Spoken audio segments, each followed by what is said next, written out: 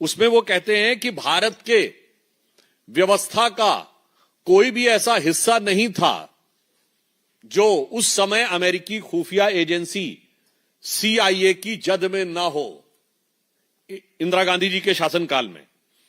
वो ये कहते हैं, बहुत गंभीर बात आगे कहते हैं, वो कहते हैं in his 1978 memoir A Dangerous Place, Mohanian US ambassador confirmed that to his knowledge CIA has twice intervened in Indian politics. और अब इंटरवीन किस तरीके से किया है? On both the occasions the agency has funneled money to the ruling Congress party. In one instance the ambassador charged that the CIA money has been passed directly to Mrs. Gandhi in her capacity as the party president. मुझे लगता है कि अब इस compromise को analyse करने में किसी को बहुत समस्या नहीं होनी चाहिए। फिर कहानी सिर्फ इतनी नहीं रुकती है, इसके बाद के ये सब पब्लिक डोमेन में है। ये भी मैं कांग्रेस पार्टी से कहना चाहता हूं, ऐसा नहीं कि हम कोई एक नई चीज खोज के ला रहे हैं, हम सिर्फ जो सामने खड़ी चीज है उस पर से पर्दा उठा रहे हैं। VK Menon retained considerable influence with Indira Gandhi, though Krishna Menon, Mrs. Gandhi, has been so imbued with the ideas which closely fit the Soviet requirements. फिर उसके बाद सोवियत संघ के साथ एफिलिएशन की बात आती है, और उसके उपरांत ये तो CIA का उदाहरण है। अब मित्रोकिन्स आर्काइव में KGB के संदर्भ में अब लिखा हुआ है कि साहब पोलित ब्यूरो की तरफ से 2 मिलियन रुपीस, यानी उस जमाने में 20 लाख रुपए 1976 में कांग्रेस पार्टी को दिए गए, और एक बार पुनः 10 लाख रुपए दिए गए। उस जमाने में 10 लाख 20 लाख रुपए आज से 50 साल पहले बहुत बड़ी रकम हुआ करती थी। और ये वहां के पूर्व अधिकारियों ने लिखा है। अब आइए साहब, इसके आगे वसेली मित्रोकिन एक अधिकारी था KGB का, जो सोवियत संघ के विघटन के बाद बहुत सारे दस्तावेज वहां से लेकर चला गया, और लंदन में जाके उसने 2006 में KGB के दुनिया भर में ऑपरेशंस के ऊपर किताब लिखी 2 भाग में, Mitrokhin's archive KGB and the world, part 1 and part 2। Part 2 में भारत के बारे में लिखा है। अब उसमें और भी गंभीर बात है।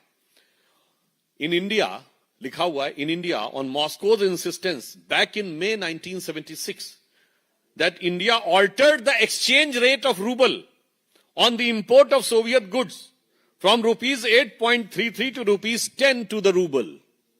यानी सीधे KGB के प्रभाव में कंप्रोमाइज करके भारत की रुपए की विनिमय दर रूबल के संदर्भ में बढ़ाकर 8.33 से 10 कर दी गई, ताकि सोवियत संघ से अधिकाधिक आयात हो सके और उसकी कीमत भारत के लोगों को चुकानी पड़े। अब उसके उपरांत ही 1977 में कांग्रेस की हार के बाद बाकायदा मॉस्को में बैठक हुई कि भाई इतना सब कुछ करने के बाद भी हम हार कैसे गए। अब उसके बाद भी किसी को नहीं समझ में आता है कि क्या कंप्रोमाइज होता है, तो फिर उनको और बेहतर तरीके से समझना चाहिए। मैं ये भी कह रहा हूं, विकीलीक्स में जो लिखा है, मैं नहीं कह रहा हूं ये पूर्णतः सत्य, पर आज तक कांग्रेस ने उसका खंडन नहीं किया है। विकीलीक्स में लिखा हुआ है कि जो न्यूक्लियर टेस्ट पाकिस्तान करने जा रहा था in the decade of early 80s, और इस बारे में एक अमेरिका के जो न्यूक्लियर इन्वेस्टिगेटिव एनालिस्ट हैं रिचर्ड बार्लो, उन्होंने भी अपनी किताब में लिखा कि इन अर्ली 1980s पाकिस्तान के कहूटा रिएक्टर को डिस्ट्रॉय करने के लिए एक प्रस्ताव आया, और इजराइल उसमें सहयोग करने को तैयार था, मगर मिसेस गांधी इसके लिए तैयार नहीं हुई। और अगर ऐसा हो जाता तो आज भारत नहीं, उसने लिखा है, विश्व में बहुत सारी समस्याओं का समाधान हो सकता था। तो आज जवाब इस बात पे चाहिए कि आप तैयार क्यों नहीं हुए जब सब सारी चीजें तैयार थीं।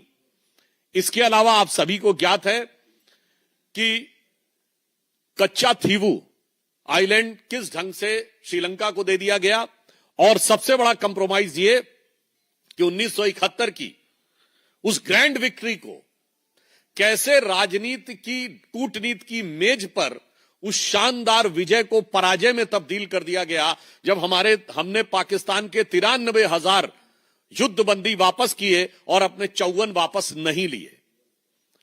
पाकिस्तान ने हमारा 30,000 स्क्वायर मील का जो इलाका कब्जे में है वो नहीं वापस किया, और आज का जो पाकिस्तान यानी तत्कालीन पश्चिमी पाकिस्तान का 2,500 से 3,000 स्क्वायर किलोमीटर जो हमारे कब्जे में था वो वापस कर दिया गया। मैं पूछना चाहता हूं 93,000 देके 54 वापस ना लेना, ये कौन सा कंप्रोमाइज था और ये किसके आधार पर किया गया था? और मैं तीसरा भी उदाहरण आप सबको बता देना चाहता हूं। 1974 का पोखरण का परमाणु विस्फोट भारत के अनाउंस करने से पहले रशिया और अमेरिका दोनों ने अनाउंस कर दिया था कि इंडिया हैज कंडक्टेड टेस्ट। यह इस बात का प्रमाण है कि भारत की गोपनीय से गोपनीय जानकारी भारत से पहले उस समय की विदेशी शक्तियों के पास थी, और उस समय इंदिरा जी की सरकार ने बड़े विनम्र स्वर में झुककर कहा था, ना ना, हमने ये हथियार के लिए नहीं किया है, हमने शांतिपूर्ण कार्यों के लिए किया है, इसीलिए भारत पे प्रतिबंध नहीं लगा था। उसकी वजह 1998 में जब 11 मई को दोपहर 3:15 बजे अटल जी ने कहा था India has conducted a nuclear test in Pokhran range, it was a shock to America and to Russia both. और हमने कहा था we are the nuclear state, और हमने अपना न्यूक्लियर डॉक्ट्राइन अनाउंस किया था, और इसीलिए हम पर प्रतिबंध भी लगे थे। तो बहुत साफ है कि किसने किस दौरे हुकूमत में कब किस प्रकार से कंप्रोमाइज किया है। अब मैं एक और कोट करना चाहता हूं। One of the American intelligence officer who served in सब continent later recalled that the CIA agents were to be found, according to Madam Gandhi, beneath every charpai and behind every neem tree. मतलब वो कह रहा हर चारपाई और हर नीम के पेड़ के पीछे तक CIA की पकड़ है। नेशन क्या आयरन लेडी के हाथ में चल रहा था। तो गजब का राष्ट्रवाद था और गजब की राष्ट्रीय सुरक्षा थी। इसलिए मेरा यह कहना है कांग्रेस पार्टी से, और इतना ही नहीं, मैं अभी आपको उसका डिटेल नहीं दे रहा हूं, जस्ट आपके फूड फॉर थॉट के लिए कह रहा हूं। एक यवेग्लेना एल्बर्टस ने किताब लिखी स्टेट विद इन स्टेट। चलिए आप कहेंगे ना किताबों का उदाहरण है। उसमें केजीबी की तरफ से कांग्रेस की फर्स्ट फैमिली को दिए जाने वाले पैसे के लेटर नंबर, रिजोल्यूशन नंबर तक लिखे हैं, dated 20 December 1985।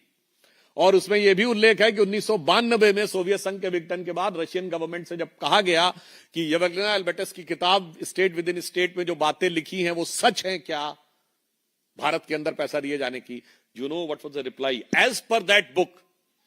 What was the reply of the Russian government? Yes, it is true, but it was required to safeguard our ideological interest at the time.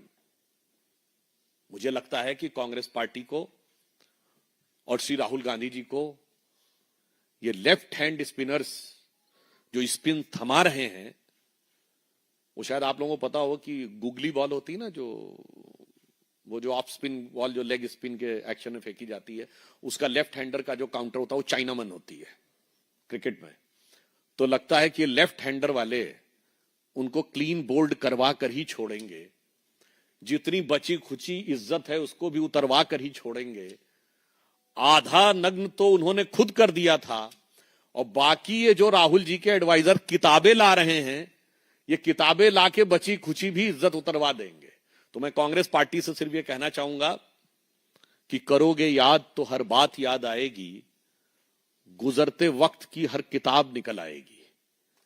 तो मुझे लगता है आज देश बहुत स्पष्ट रूप से पूछना चाहता है कि विदेशी एजेंसियों से पैसा लेने के सीधी बातें जिन किताबों में लिखी हुई हैं, और आपके स्वयं के साथियों ने, ऑफिसर्स ने इस बात को लिखा है, कांग्रेस पार्टी ने आज तक उन किताबों पे कोई उत्तर तो देना छोड़िए, सवाल तक नहीं उठाया है।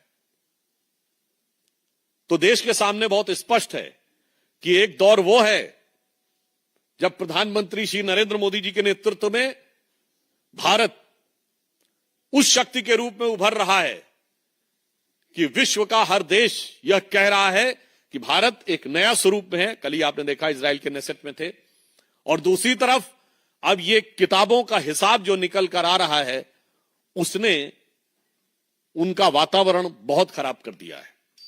तो मैं सिर्फ कांग्रेस पार्टी से पूछना चाहता हूं कि आज अब देश को बताएं कि आपने कौन कौन सा कंप्रोमाइज किया गया था, और आपके कंप्रोमाइज के सरेंडर से देश का कैलेंडर भरा हुआ है। धन्यवाद।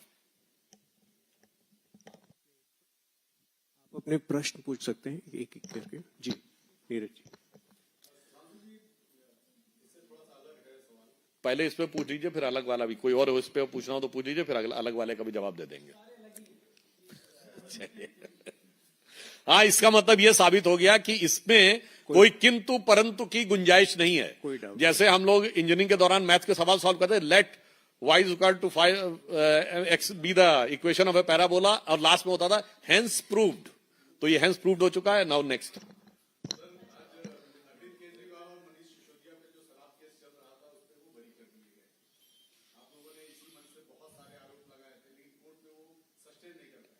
देखिए, निचली अदालत ने सबूतों के अभाव में उनको बरी किया है। यह तकनीकी विषय है, क्योंकि यह बात भी सही है कि सैकड़ों की संख्या में सिम कार्ड और फोन सबूत के रूप में नष्ट किए गए थे। अब वो किस भाव से वो सबूत नष्ट किए गए थे, उस कारण से सबूतों का क्या अभाव उत्पन्न हुआ है, इस विषय को लेकर जो भी होगा, सीबीआई एक टेक्निकल इशू है, इस पे अगला स्टेप उठाएगी, वो हाई कोर्ट में जाते हैं या क्या होता है। जहां तक पार्टी का संदर्भ है, इस पूरे डिटेल के आने के बाद वह इस पर स्ट्रक्चर्ड रिप्लाई देगी। और यह भी बात विचारणीय है कि यदि सबूत बिल्कुल नहीं थे तो कोर्ट ने चार्जेस फ्रेम करने की परमिशन कैसे दी? If the entire charges were baseless, then the charges was framed. So इसमें there are certain technical issues, and after studying the judgment in depth, party will give an structured